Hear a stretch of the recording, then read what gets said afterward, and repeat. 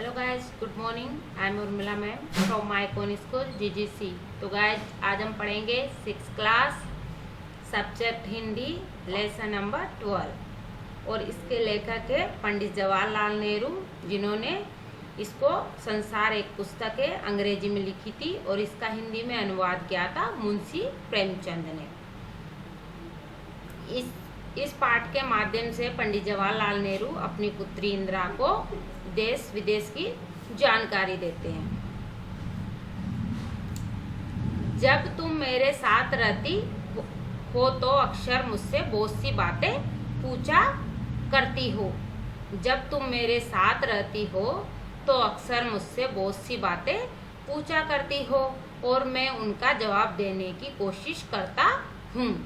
तो इसमें पंडित जवाहरलाल नेहरू बोलते हैं अपनी पुत्री से कि जब तुम मेरे साथ रहती हो तो अक्सर बहुत सी बातें पूछा करती है। बच्चे बहुत बातें करते हैं, छोटे बच्चे, और वो बहुत सारे सवाल जवाब किया करते हैं। तो वो इंदिरा भी उनसे वैसे ही सवाल जवाब किया करती थी और मैं उनका जवाब देने की कोशिश करता हूँ। और वो उनका जवाब देने की कोशिश, जो भी पूछा करती थी तो उनका जवाब देने की कोशिश किया करते थे।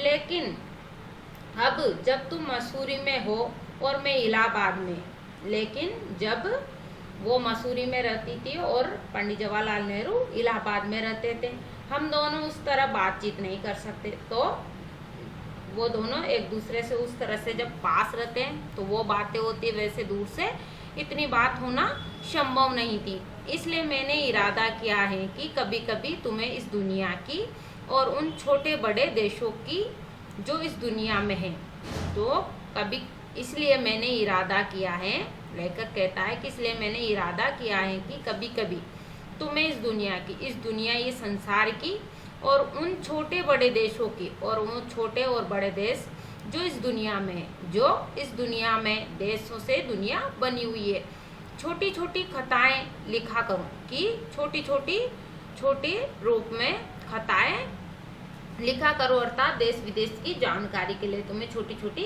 कथाएं लिखा करूं।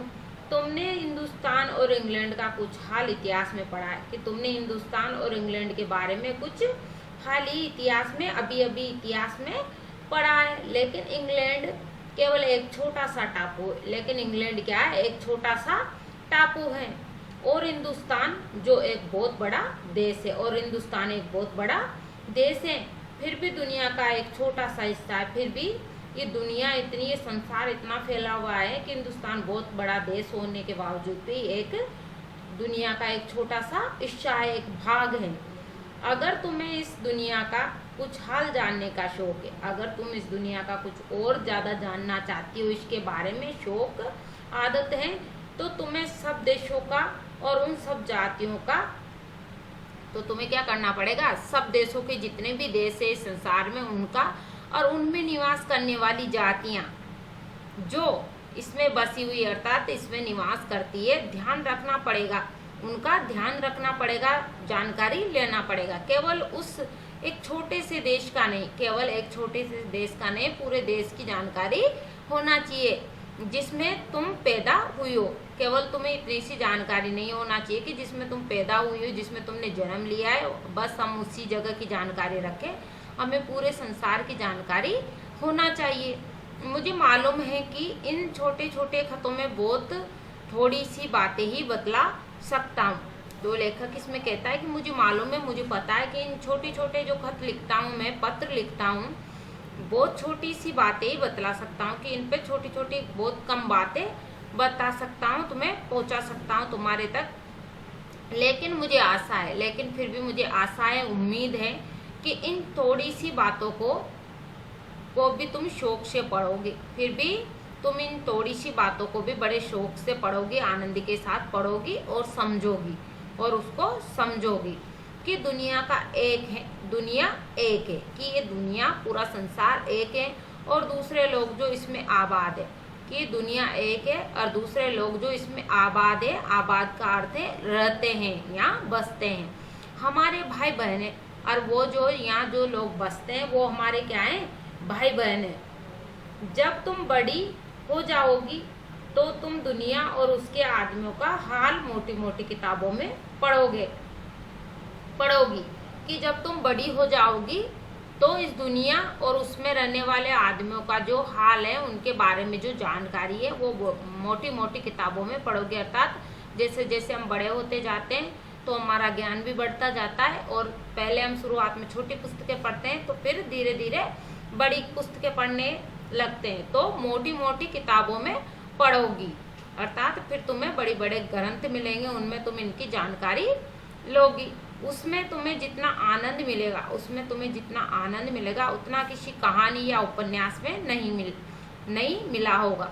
उसमें तुम्हें इतना, अगर हम किसी के बारे में जानकारी लेते हैं, कुछ पढ़ते हैं पुराने इतिहास, तो उसमें हमारी और ज़्यादा जिज्ञासा होती है, और ज़्यादा जानने की इच्छा होती है कि हम उनके बारे में और जानकारी प्राप्त करें। तो ये आनंद तुम्हें कोई उपन्यास या ग्रंथ कहानी में नहीं मिला होगा। ये तो तुम जानती ही हो कि ये धरती लाखों करोड़ों वर्ष पुरानी है। ये तो तुम भी जानते हो और सब जानते हैं कि ये धरती लाखों करोड़ों वर्ष पुरानी है, और बहुत दिनों तक इसमें कोई आदमी न था। और पहले जब ये धरती बनी थी तो बहुत दिनों तक यहाँ कोई आदमी नहीं था। आदमियों से पहले सिर्फ जानवर थे, और आदमियों से पहले किसका निवास था धरती पर? जानवरों के। और जानवरों से पहले एक ऐसा समय था जब इस धरती पर कोई जानदार चीज न थी, और जानवरों से भी पहले एक ऐसा समय था जब इस धरती पर कोई जानदार चीज न थी। मतलब कोई भी जान जिसके अंदर प्राण हो, ऐसी कोई चीज न थी, सब निर्जीव चीजें थी। आज जब ये दुनिया हर तरह के जानवरों और आदमियों से भरी हुई है, और आज का समय के पूरा संसार जानवरों और आदमियों से भरा हुआ है, उस जमाने का ख्याल करना भी मुश्किल है, और उस जमाने का ख्याल उसको याद करना भी मुश्किल है कि जब इस धरती पर कोई आदमी नहीं था, जब यहाँ कुछ न था। लेकिन विज्ञान जानने वालों और विद्वानों ने, जिन्होंने इस विषय को खूब सोचा और पढ़ा है, लिखा है कि, और लेकिन वैज्ञानिक हैं जो विज्ञान को जानते हैं, उन्होंने, और जो विद्वान लोग थे, उन्होंने इस विषय के बारे में, इसके बारे में खूब सोचा, खूब मनन किया और पढ़ा, लिखा, और फिर उसको लिखा कि इस समय ऐसा था, कि एक समय ऐसा था जब ये धरती बेहद गर्म थी, कि एक समय ऐसा भी था जब ये धरती अपनी कैसी थी, बहुत ज़्यादा गर्म थी, यहाँ इतनी ज़्यादा गर्मी थी, और इस पर कोई जानदार चीज नहीं रह सकती थी। अर्थात धरती इतनी ज़्यादा गर्म थी कि इस पर कोई जानदार चीज, प्राणी नहीं रह सकता था। और अगर हम उनकी किताबें पढ़े और पहाड़ों और जानवरों की पुरानी हड्डियों को गौर से देखें, तो हमें खुद मालूम होगा कि ऐसा समय जरूर रहा होगा। अगर हम पिछले जो शताब्दी गुजर चुकी है, पिछले जब धरती का निवास हुआ, तो उसके बारे में अगर हम पढ़ेंगे किताबों में, और पहाड़ों और जानवरों की पुरानी हड्डियाँ, पुराने पुरातत्व जो भी अवशेष मिलते हैं, तो वो उनकी अनुमान कैसे लगाया जाता है कि जानवरों की हड्डियों से, या फिर वहाँ के मिले हुए जो भी कुछ वस्तुएं मिलती है, तो हम उसकी जानकारी हमें लगती है कि यहाँ ऐसा ऐसा हुआ करता है। तो पुरानी हड्डियों को गौर से देखें, हमें खुद मालूम होगा कि ऐसा समय जरूर हुआ होगा, ऐसा समय जरूर होगा। हम उन हड्डियों को गौर से देखेंगे। तुम इतिहास की किताबों में ही पढ़ सकते हो, और तुम इतिहास की किताबें में भी पढ़ सकती हो। इतिहास की जो किताबें होती है उसमें पूरे पुरातत्व इतिहास की जानकारी होती है। लेकिन पुराने जमाने में तो आदमी पैदा ही नहीं हुआ था। लेकिन बात यह कि पुराने जमाने में तो आदमी पैदा ही नहीं हुआ था, इंसान ने जन्म ही नहीं लिया था। किताबें कौन लिखता था? फिर जब इंसान नहीं था तो किताबें कौन लिखा करता था? तब हमें उस जमाने की बातें कैसे मालूम हो, और उस जमाने की बातें हमें कैसे मालूम हो, कैसे पता चले? ये तो नहीं हो सकता कि हम बैठे बैठे हर एक बात सोच निकालें, और ये भी संभव नहीं है कि हम कुछ किए बिना ही बैठे बैठे हर एक बात का जवाब निकाल सके। ये बड़े मजे की बात है, ये बड़े मजे की बात होती है, क्योंकि हम जो चीज़ चाहते हैं सोच लेते हैं, और सुंदर परियों की कहानियाँ गढ़ लेते हैं। और हम जो चीज़ चाहते हैं उसको सोचते हैं, और सुंदर परियों की कहानियाँ मतलब काल्पनिक सोच विचार करते रहते हैं, उसका गढ़ लेते हैं कि ऐसा होना चाहिए ऐसा, तो हम अपने मन में सोचते रहते हैं। लेकिन जो कहानी किसी बात को लेके जो कहानी किसी बात को देखे बिना ही गढ़ ली जाए वो ठीक कैसे हो सकती। लेकिन जो कहानी जो हमारे मन में जो विचार है उसको हम बिना देखे ही गढ़ना है, मतलब उसके बारे में विचार कर लिया जाए तो वो ठीक कैसे हो सकती है, अर्थात वो कैसे ठीक हो सकती है, अच्छी कैसे हो सकती है। लेकिन खुशी की बात यह है कि लेकिन यहाँ फिर भी खुशी की बात यह है कि उस पुराने जमाने की लिखी हुई किताबें, कि उस पुराने जमाने की बीते हुए जमाने की लिखी हुई किताबें न होने पर भी कुछ ऐसी चीजें हैं कि पुराने जमाने में जब इंसान ही नहीं था तो किताबें कौन लिखेगा, फिर भी कुछ ऐसी चीजें हैं, कुछ ऐसी वस्तुएं हैं जिनसे हम उतनी ही बातें मालूम होती है, फिर भी उनसे हमें उतनी ही बातें मालूम होती है जितनी किसी किताब से होती है। हमें फिर भी इतनी बातें मालूम हो सकती है जितनी कि किसी किताब से हो। ये जो पहाड़ हैं, पर्वत हैं, समुद्र हैं, सितारे, नदियाँ, जंगल, जानवरों की पुरानी हड्डियाँ और इसी तरह की और भी कितनी ही चीजें हैं जिनसे हम दुनिया का पुराना हाल मालूम हो सकता है। अर्थात इन पहाड़, समुद्र, सितारे, नदियाँ, जंगल, जानवरों की पुरानी हड्डियाँ, इनसे हम उस पुराने जमाने की जानकारी हमें मिल सकती है।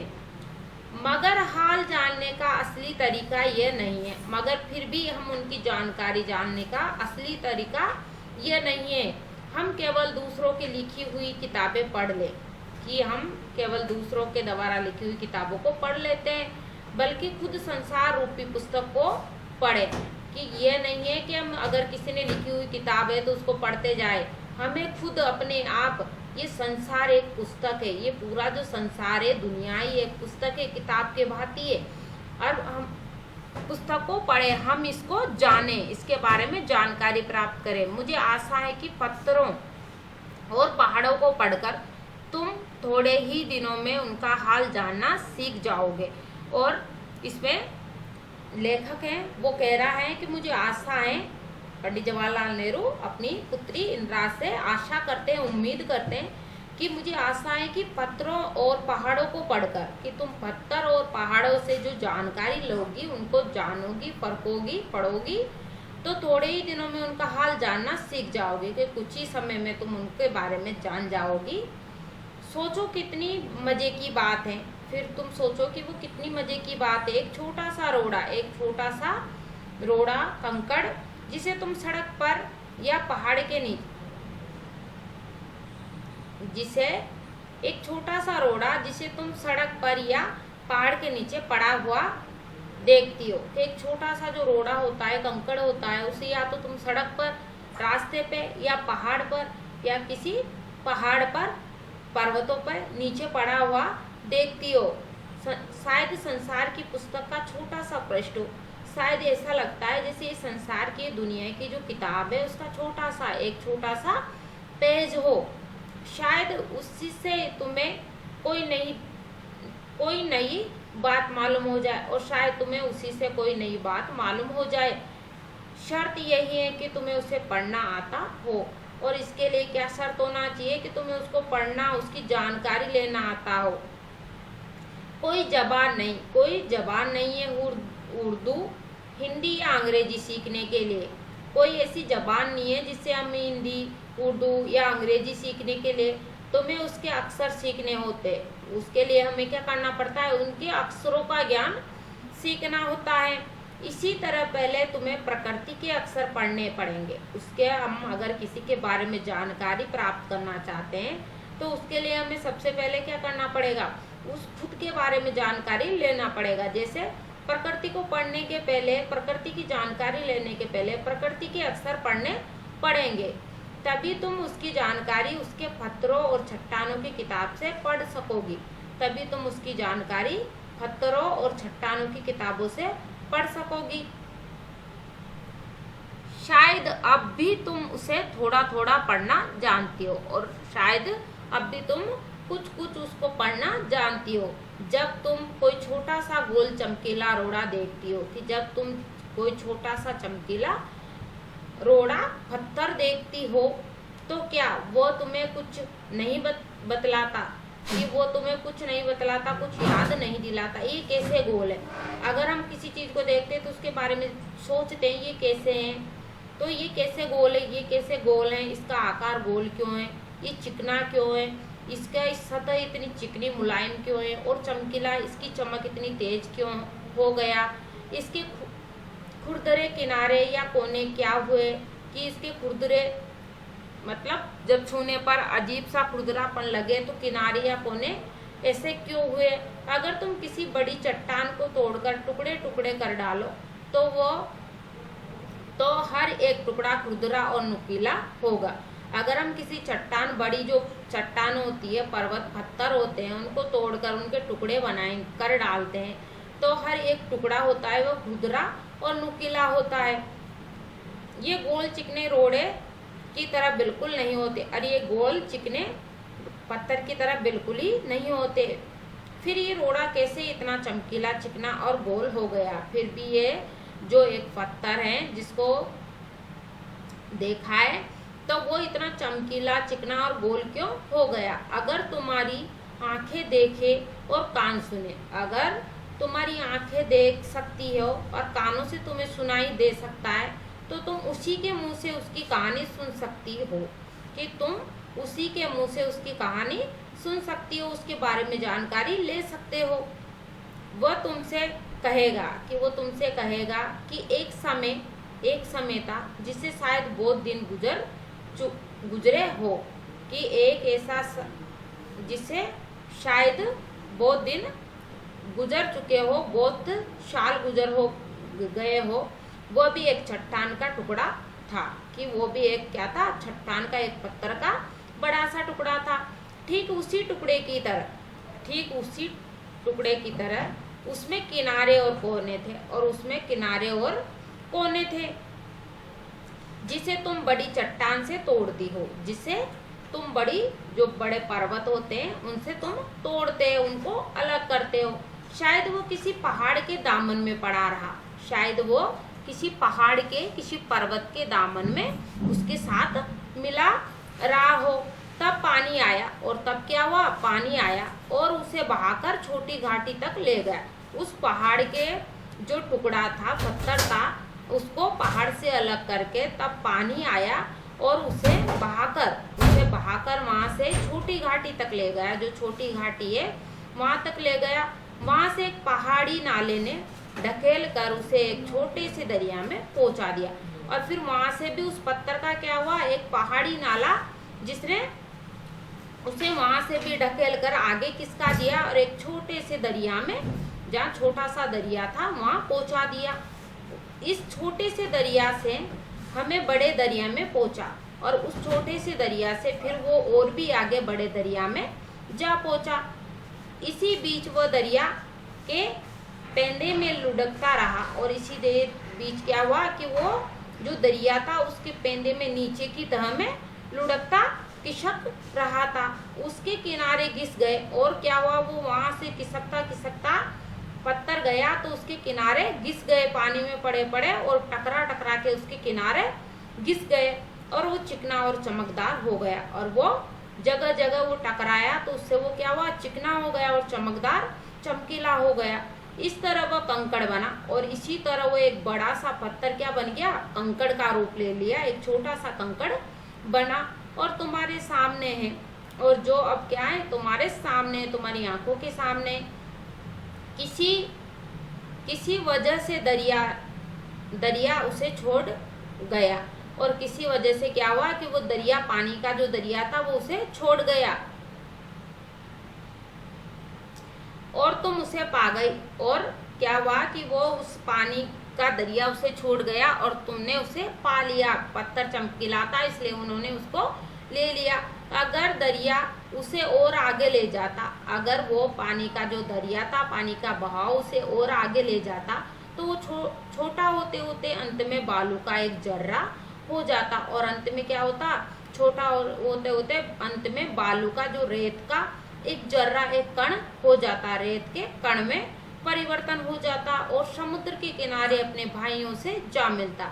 समुद्र के किनारे क्या होता, वो अपने भाइयों से, और भाइयों से यहाँ भाइयों का अर्थ है रेत के और कणों में मिल जाता, जहाँ एक सुंदर बालू का किनारा बन जाता। और वहाँ क्या होता, एक सुंदर जो अच्छा लगने वाला बालू का रेत का किनारा बन जाता, जिस पर छोटे छोटे बच्चे खेलते और रेत के किनारे छोटे छोटे बच्चे खेला करते और बालू के घरोंदे बनाते। और बच्चे क्या करते, बालू के घरोंदे रेत के घर बनाते। अगर एक छोटा सा रोड़ा तुम्हें इतनी बातें बता सकता है, इसमें लेखक कहता है कि एक छोटा सा जो रोड़ा, छोटा सा पत्थर तुम्हें इतनी सारी बातें बता सकता है, तो पहाड़ों और दूसरी चीजों से जो हमारे चारों तरफ है, हमें और कितनी बातें मालूम हो सकती है। अगर हमें एक छोटा सा पत्थर इतनी जानकारी दे सकता है, तो हमारे चारों तरफ बहुत सारे और भी चीजें हैं जिनसे तो हमें बहुत सी जानकारी मालूम हो सकती है, हमें उनको जानकारी ले। तो लेखक के बारे में दे रखा है, पंडित जवाहरलाल नेहरू का जन्म 14 नवंबर 1889 को हुआ था और 27 मई 1964 को उनकी मृत्यु हुई थी। आजाद भारत के प्रथम प्रधानमंत्री थे और हमारे जो स्वतंत्र भारत थे उसके प्रथम प्रधानमंत्री थे। बच्चों ने उन्हें बेहद लगाव था और बच्चों का उनसे बेहद लगाव था। वे चाचा नेहरू के नाम से जाने जाते थे और वो चाचा नेहरू के नाम से जाने जाते थे। उनकी बेटी इंदिरा जब 10 वर्ष की थी, और जब उनकी बेटी थी इंदिरा, उसकी उम्र 10 वर्ष की थी, नेहरू जी ने उन्हें अनेक चिट्ठियां लिखी।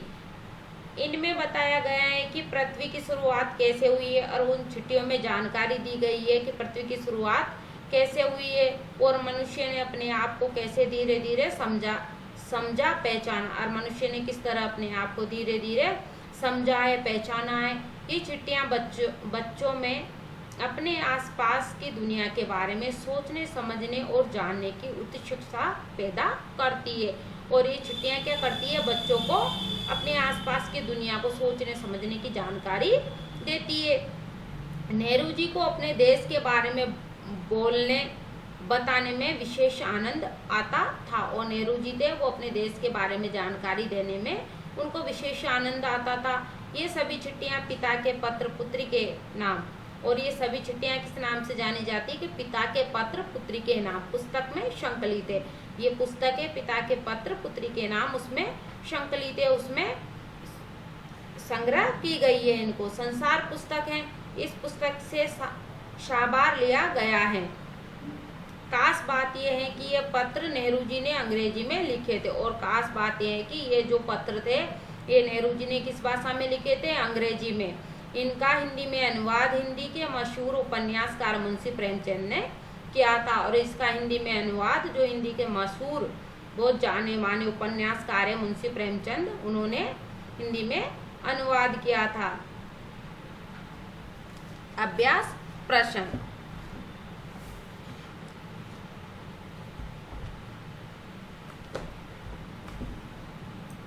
क्वेश्चन नंबर फर्स्ट, लेखक ने प्रकृति के अक्षर किन्हें कहा, कि लेखक ने प्रकृति के अक्षर किन्हें कहा, कि लेखक ने किसको प्रकृति के अक्षर कहा। लेखक ने प्रकृति के बारे में जानकारी देने वाली वस्तु को प्रकृति के अक्षर कहा। लेखक ने जो प्रकृति के बारे में जानकारी देने वाली जो वस्तुएं थी उनको प्रकृति के अक्षर कहा। क्वेश्चन नंबर 2, लाखों करोड़ों वर्ष पहले हमारी धरती कैसी थी। लाखों करोड़ों वर्ष पहले हमारी धरती कैसी थी। लाखों करोड़ों वर्ष पहले हमारी धरती बहुत गर्म थी। लाखों करोड़ों वर्ष पहले हमारी धरती बहुत गर्म थी। इस पर कोई जीव जंतु नहीं रह सकता था, और इस पर कोई जीव जंतु नहीं रह सकता था। क्वेश्चन नंबर 3, दुनिया का पुराना हाल किन चीजों से जाना जाता है। दुनिया का पुराना हाल किन चीजों से जाना जाता है। कुछ चीजों के नाम लिखो, कुछ चीजों के नाम लिखो। दुनिया का पुराना हाल हमें वैज्ञानिकों और विद्वानों द्वारा लिखी गई पुस्तकों तथा पहाड़, नदी, जंगल, और जानवरों की पुरानी हड्डियों आदि से पता चलता है। क्वेश्चन नंबर 4, गोल चमकीला रोड़ा अपनी क्या कहानी बताता है? गोल चमकीला रोड़ा अपनी क्या कहानी बताता है? रोड़ा अपनी कहानी सुनाते हुए बताता है कि वह भी आरंभे चट्टान का एक छोटा सा टुकड़ा था। रोड़ा अपनी कहानी सुनाते हुए बताता है कि वो भी प्रारंभ में एक चट्टान का एक छोटा सा टुकड़ा था। पानी उसे बहाकर घाटी में ले गया। वहां से पहाड़ी नाले ने उसे छोटी नदी में पहुंचा दिया। छोटी नदी ने बड़ी नदी में पहुंचाया। इसी बीच में वो नदी के तल में लुढ़कता और घिसता रहा। इससे मेरा रूप गोल, चिकना और चमकीला हो गया। क्वेश्चन नंबर 5, गोल चमकीले रोड़े को यदि दरिया और आगे ले जाता तो क्या होता? विस्तार से उत्तर लिखो कि गोल चमकीले रोड़े को यदि दरिया और भी आगे ले जाता तो क्या होता? यदि बड़ी नदी रोड़े को और भी आगे बहाकर ले जाती तो वो रोड़ा घिसता घिसता बालू का कण बन जाता। अगर नदी उसे और भी आगे ले जाती तो वो घिसता घिसता एक बालू का कण बन जाता। वह समुद्र तट पर फैले हुए अपने जैसे दूसरे कणों में मिल जाता। इस क्रिया से धीरे धीरे एक सुंदर समुद्र तट बन जाता। उस पर छोटे छोटे बच्चे आकर खेला करते और बालू के छोटे घर बनाया करते। क्वेश्चन नंबर 6, नेहरू जी ने इस बात का हल्का सा संकेत दिया है कि दुनिया कैसे शुरू हुई होगी। उन्होंने क्या बताया? पाठ के आधार पर लिखो। नेहरू जी ने इस बात का हल्का सा संकेत दिया है कि दुनिया कैसे शुरू हुई होगी। उन्होंने क्या बताया? पाठ के आधार पर लिखो। नेहरू जी ने बताया कि यह धरती लाखों करोड़ों वर्ष पुरानी है। आज धरती पर जीव जंतु और मनुष्य भरे पड़े हैं, लेकिन एक ऐसा समय था जब धरती पर कोई जीवित वस्तु नहीं थी। वैज्ञानिक बताते हैं कि आरंभ में धरती बहुत गर्म थी। इस पर किसी जीवित प्राणी का रहना संभव नहीं था। धरती बहुत गर्म थी जिससे यहाँ पर कोई प्राणी नहीं रह सकता था। इसके बाद पेड़ पौधे, फिर जानवर और फिर मनुष्य का जन्म हुआ। और इसके बाद क्या हुआ? पहले पेड़ पौधे हुए, फिर जानवर हुए और फिर मनुष्य का जन्म हुआ होगा। पहाड़ों और जानवरों की पुरानी हड्डियों के बारे में जानने पर धरती के बारे में ये बातें पता चलती हैं। तो ये आपको पूरे क्वेश्चन करने, 6 क्वेश्चन है, ये अपनी नोटबुक में राइट करोगे, लर्न करोगे। अब हम मिलेंगे नेक्स्ट चैप्टर।